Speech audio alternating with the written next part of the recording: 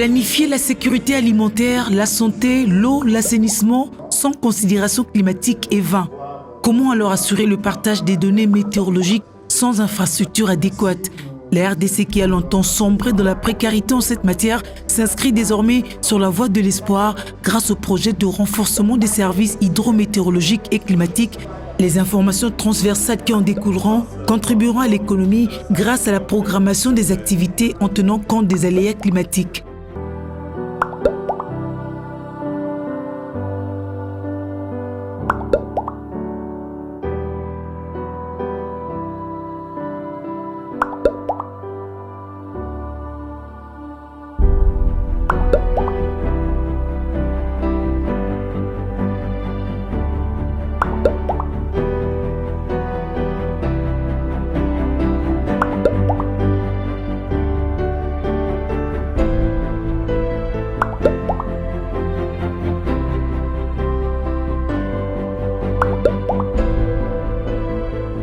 En suivant l'évolution, parce que jusqu'à présent nous sommes en train de suivre l'évolution sur l'ensemble du pays et nous suivons aussi le mouvement sur l'océan Indien pour voir s'il y a une situation synoptique qui peut affecter les côtés. Effectivement, en regardant les images satellitaires, il y a les affectations au niveau de l'océan Indien sur le continent d'Afrique. Et effectivement, sur la partie sud de la RDC, nous avons les Katanga et les Dekasai qui seront affectés et jusqu'à arriver même à Kinshasa parce que les données météorologiques sont en train de signaler jusqu'à présent qu'il y a les mouvements convectifs disponibles au niveau de la ville de Kinshasa.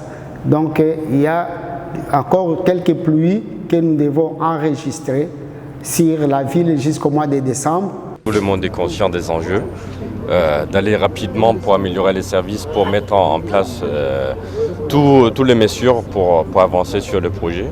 Déjà, nous comptons au jour d'aujourd'hui un taux de décaissement qui avance. Il y a des activités qui sont en cours de préparation qui vont encore booster le taux de décaissement. Donc, à notre niveau, en comptant sur vraiment un taux de décaissement assez élevé sur ce projet. Parmi les activités phares appuyées par le projet Hydromet pour pallier aux aléas de catastrophes naturelles, des aléas climatiques, il y a eu l'appui à l'élaboration du plan d'action du cadre national pour le service climatologique de la République démocratique du Congo. L'opérationnalisation de ces cadres requiert quelques étapes essentielles, notamment la tenue d'un atelier de consultation nationale pour la mise en place du cadre national.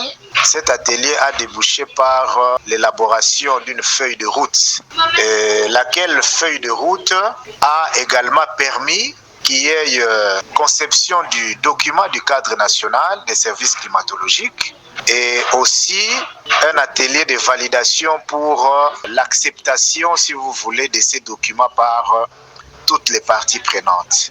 Et l'étape essentielle, c'est celle que nous allons vivre très bientôt, consistant au lancement de ce plan d'action du cadre national pour les services climatologiques, après la prise de décret par son Excellence Monsieur le Premier ministre, un décret sur le fonctionnement et la mise en place du cadre national des services climatologiques. Et la dernière étape va consister maintenant à la mise en œuvre de ces cadres, au suivi et évaluation, à l'opérationnalisation et à la promotion du plan d'action national du cadre national. Et au cours de l'atelier de lancement, son Excellence Monsieur le Premier ministre va devoir placer un mot de plaidoyer à l'attention du gouvernement d'abord et ensuite de partenaires techniques et financiers pour pouvoir appuyer la mise en œuvre de ces documents qui est essentielle pour la lutte contre le changement climatique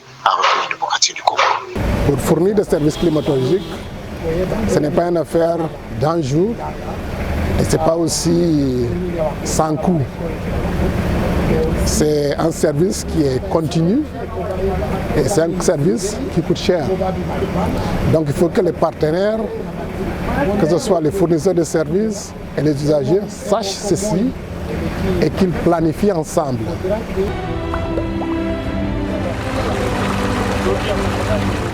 En termes de météorologie, ce qui est sali, on dit que c'est un avantage.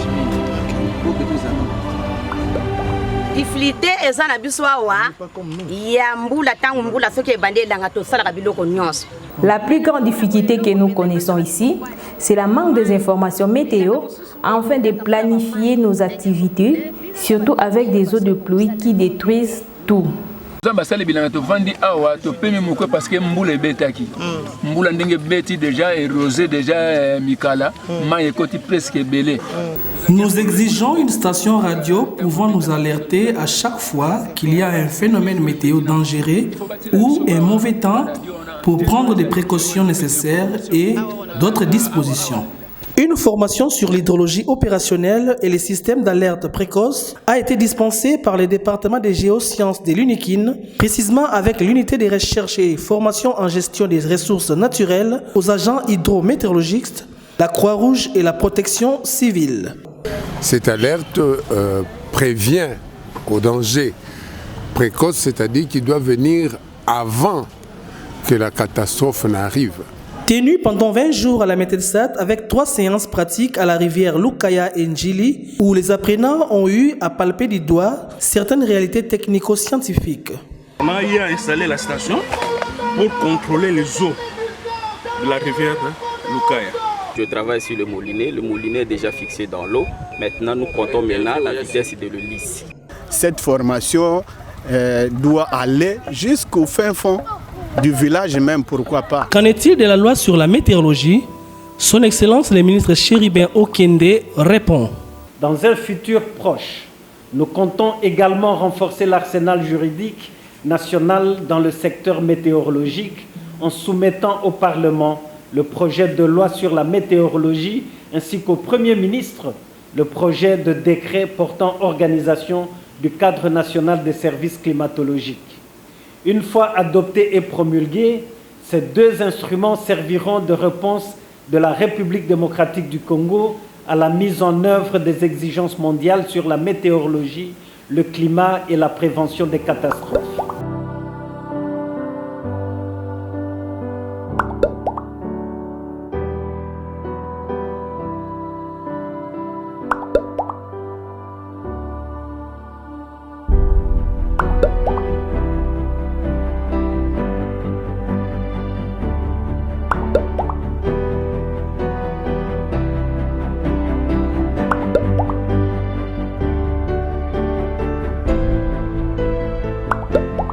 L'agriculture, les ressources en eau, l'énergie, la santé, les infrastructures et les transports sont en République démocratique du Congo des secteurs économiques les plus exposés aux effets néfastes du changement climatique.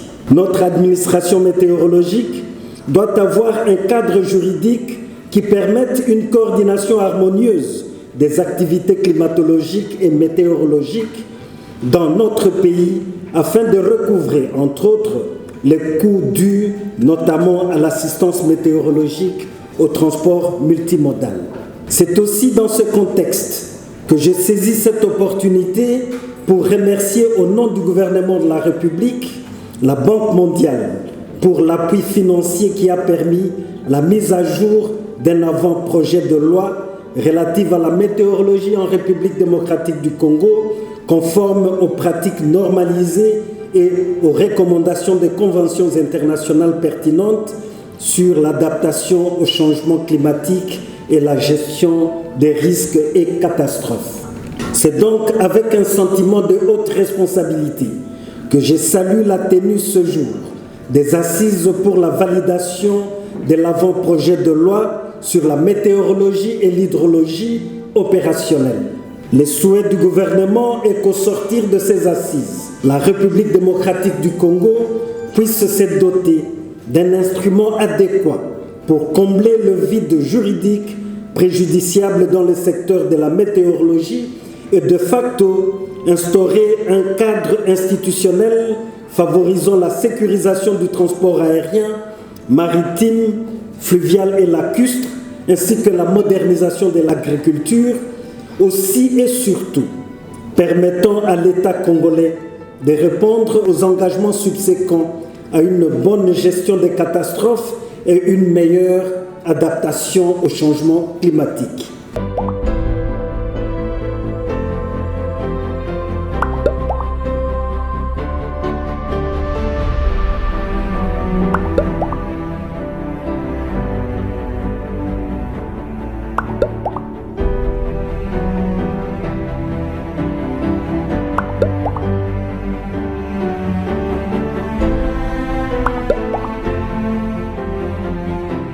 Dans le cadre du projet Hydromet, la MEDESAT a bénéficié d'un data center constitué d'un rack et de 4 serveurs de 10e génération.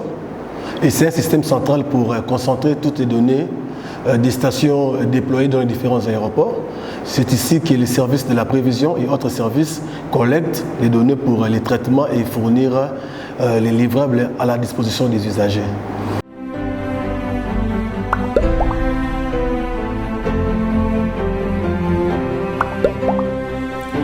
Je salue l'initiative du président Biden d'organiser ce sommet USA-Afrique qui nous donne ce jour l'opportunité d'échanger sur l'une des questions majeures qui préoccupent actuellement la planète, à savoir le changement climatique et la transition énergétique qu'il exige.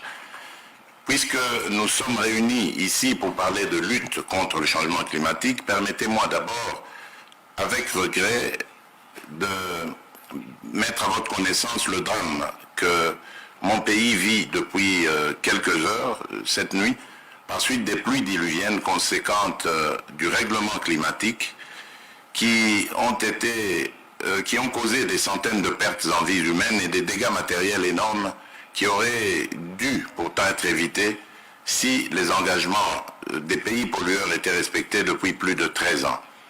Toute ma pensée est tournée vers mes compatriotes en ce moment victimes de cette catastrophe naturelle. Il est donc impérieux d'agir vite et maintenant.